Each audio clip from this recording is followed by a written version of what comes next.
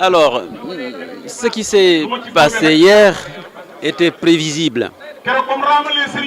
Parce que je crois que le problème, le gouvernement n'a pas encore perçu comment il faut l'aborder. À mon niveau, c'est un problème à deux niveaux. En ce qui concerne le dialogue, il y a la question relative au processus électoral qui est le problème relatif à la grande stratégie de politique générale. Il faut les aborder de deux façons différentes. En ce qui concerne les questions électorales, moi j'ai dit et je le redis ici, dans la mesure où l'opposition ne fait pas confiance au gouvernement, parce que le ministre de l'Intérieur, à qui le président de la République a confié cette question, est un responsable de l'APR. Je dis, il faut scruter l'histoire. Ce qui s'est passé en 1992, quand il y a eu le problème entre l'opposition et le pouvoir, le président Abdou Diouf avait confié la question au juge Kebambaye. Tous les partis politiques du pouvoir et de l'opposition se sont retrouvés autour de lui et on a pu arriver à un code consensuel et le président Abdou Diouf à l'époque avait dit qu'il ne changerait pas une virgule.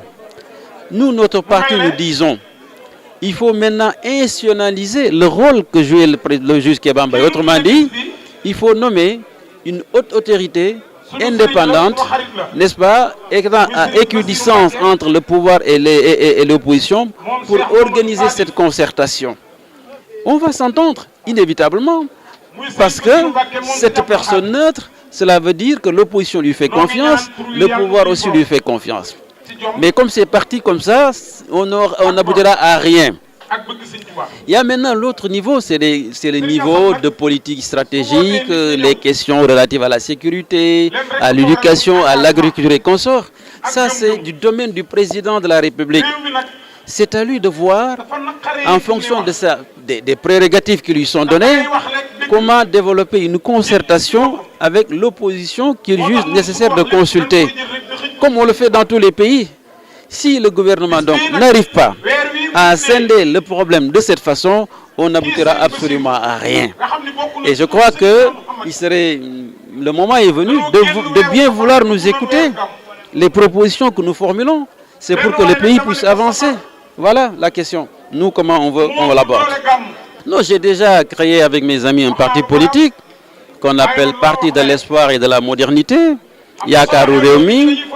Si vous avez suivi l'actualité ces jours derniers, d'ailleurs, on était au devant de la scène parce que notre parti a proposé un pacte populaire de l'opposition pour battre le président Macky Sall à l'élection présidentielle de 2019. Et j'ai eu à faire des démarches, j'ai contacté le président Idriss Seck, Gakou, Malik Gakou, Cheikh Bamba Dièye, Mamadou Diop Decroix. Et je vais continuer ce processus parce qu'ils sont tous donné leur accord en enrichissant même les termes du pacte populaire de l'opposition. Parce qu'il ne faut pas que l'opposition aussi se retrouve toujours comme ça de façon informelle dans le cadre d'un front ou d'une alliance. C'est ce qui a fait qu'on a souvent échoué. Maintenant, il faut évoluer dans le format, dans le concept et dans la conceptualisation pour avoir une opposition beaucoup plus solide face au pouvoir, n'est-ce pas, pour pouvoir remporter l'élection présidentielle de 2019. Oui, mais enfin, oui, bon, ce que nous disons, comme il est difficile, voire impossible, d'avoir un candidat unique de l'opposition, au moins qu'il y ait des candidatures diverses, plurielles, mais encadrées par un pacte. Par exemple, on peut dire que celui qui arrivera au deuxième tour sera soutenu par les autres. Celui qui suit sera le prochain président de l'Assemblée nationale. Le troisième sera le Premier ministre, etc., etc. Et on va modifier la Constitution pour, comme je l'ai proposé tout à l'heure, avoir un code consensuel et régler toutes les questions relatives au processus électoral, parce que c'est inadmissible, inconcevable, incompréhensible qu'aujourd'hui le Sénégal, qui se dit une démocratie mature, qu'on se mette à régler encore des problèmes relatifs à la distribution des cartes électorales. C'est des questions que nous devons dépasser. Ça ne nécessite même pas un dialogue. Ça ne nécessite aucune concertation. Le gouvernement sait ce qu'il doit faire par rapport à la distribution des cartes d'électeurs. On perd du temps inutilement. Ce temps-là, on pouvait le consacrer à autre chose. Et ce n'est pas une peine perdue parce que c'est un droit. Quand vous vous inscrivez sur la liste électorale, c'est un droit que vous ayez votre carte d'électeur et votre carte d'identité et vous votez quand vous le voulez ou quand vous ne le voulez pas. Si le gouvernement ne respecte pas ces droits, nous avons aussi, nous, le droit de contester et de protester. Voilà la question. Mais ça ne devrait pas se poser. C'est une aberration. C'est une aberration. Mais c'est ça, il faut une opposition forte et réunie, unie, pour pouvoir mettre la vraie pression sur le pouvoir pour qu'il respecte les droits des citoyens. Et c'est pour cela que nous avons proposé le pacte. Parce que dans le pacte, il y a un contenu relatif au processus électoral qui a été d'ailleurs proposé par Mamadou Diop Decroix, que j'ai rencontré.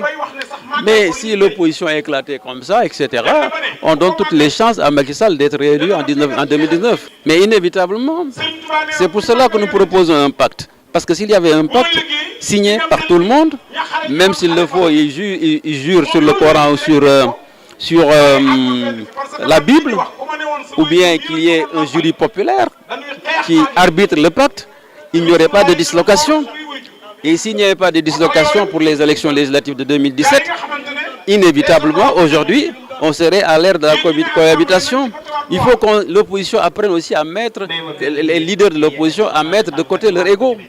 Et c'est ça la grande question, et c'est l'intérêt du pacte. S'il y a le pacte, toutes ces questions seront réglées au sein de l'opposition.